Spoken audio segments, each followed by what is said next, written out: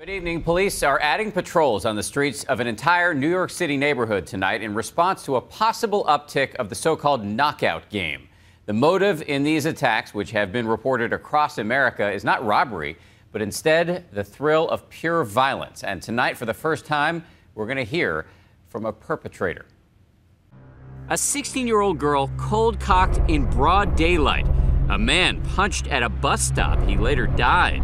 It's happening on sidewalks and on moving buses, too. Some in law enforcement believe this is part of a disturbing trend known as the knockout game. Innocent people pummeled by complete strangers, with incidents ranging from London all the way to Pennsylvania. James Adelsberger, a teacher at a creative arts high school in Pittsburgh and a popular local blues musician, was walking home one afternoon following a day at work. I walked home through that alley for 9 years, and I picked up a newspaper, a city paper from the rack on the street, and was reading an article, put it down under my arm, and proceeded to walk through the alley. And the next thing I know, I was waking up answering questions to a police officer. What happened next was captured on surveillance footage. A passing 15-year-old hauls off and punches Adelsberger, who goes down hard, smashing his face into the concrete. It was a violent, senseless act. But I didn't know what happened until I saw the film. When you came to, were you in a lot of pain? Yeah, I was in pain, I was confused, I was bloody. And eventually angry. My initial anger for that, I always had no issues with anything. I love teaching. I teach kids music, I teach kids English. But when that occurred, it was very senseless, it was very confusing. It questioned, I questioned humanity. But, I do believe people are intrinsically good. The worst part, he says, was seeing the kids on the tape laughing and leaving him for dead. I think the thing that gets me is when kids laugh about it, they jeer about it. The kids on my video walked away laughing and sneering. Some of the kids I've seen in the media are laughing about it, that it's the knockdown game, haha, it's funny. That's a sad thing. Now, for the first time, the young man who attacked Adelsberger is speaking out exclusively to Nightline.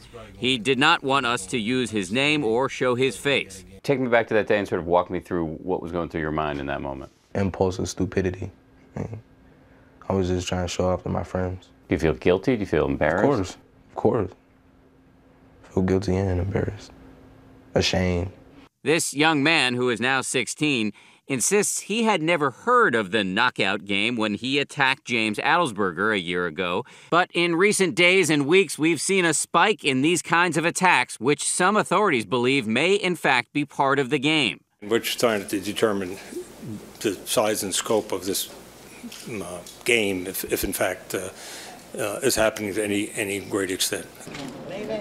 This past Friday in New York City, police charged one man for punching a 24-year-old Jewish man. Police say there have been 7 other similar attacks in this part of Brooklyn, including a 78-year-old woman and a 12-year-old boy. In Connecticut, a medical researcher says he was felled by a sucker punch to the face. Only a single blow, and they fled after that. This month in Washington, D.C., Phoebe Connolly, who works with teenagers professionally, was punched in the face while riding her bike. My whole head, went flying to the side. It was a hard punch. There have been at least 2 deaths this year. This is surveillance video of teenagers in New Jersey running away after punching a man who then had a seizure and died. There is active debate about whether all of these incidents are in fact part of a game or whether they're isolated incidents being linked together and hyped by the media. But in an unscientific survey on the streets of New York City, the teenagers we met said they did not play the game, but had certainly heard of it. They run to strangers and they punch them in the face, just for fun. Stupid. It's I would never do that. Why would they want to knock somebody out? There's no reason. It's not a game. It's an assault. It's violence. It's real. It's a crime. Psychologist Dr. Jeff Gardier. Violence for us now is as American as apple pie. We've become desensitized to it, and there are some individuals, especially young individuals, who may not have a large menu of exposure to the arts, to sciences, to music. All they're getting is the violence, and they react to that. In the recent New York City attacks, police believe the motive may be something more than just a thirst for thrills. anti-Semitism. All 8 victims have been Jewish. Why'd you play knock out the Jew? Why you play knock out the Jew? Late today, African-American community leaders spoke out. We are here together to collectively condemn the increasing violence connected to the knockout game. In the Pittsburgh case, though, the young perpetrator says race was not an issue. Was there any racial component to the attack? Not at all, no.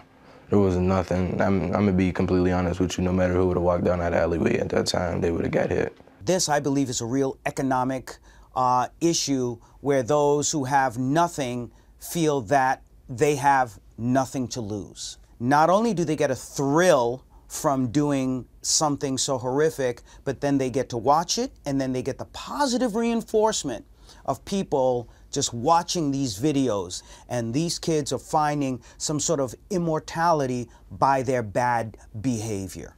So what can be done here? One state legislator in New York is proposing a first-of-its-kind bill to charge kids who play this game as adults and impose sentences of up to 25 years. Some say the media is exacerbating this problem by repeatedly showing these videos. But experts we spoke to say parents can use this as a teaching moment. Talk to your kids about these images, they say, and make a special emphasis on the dangers, not only to the victims, but to the perpetrators as well. The young man captured on this now infamous surveillance tape in Pittsburgh was released a few months ago from a juvenile detention center where he spent nearly a year. I drew this. I was bored in placement. While inside, his great-grandfather, with whom he was very close, passed away. The young man says he is now trying to turn his life around. What are your feelings now about the victim? Apologetic. I'm ashamed that I did that. I'm embarrassed I did that. I wish I could take it back. I just felt like I owe him something. I'm grateful I'm alive again. I can't say that enough.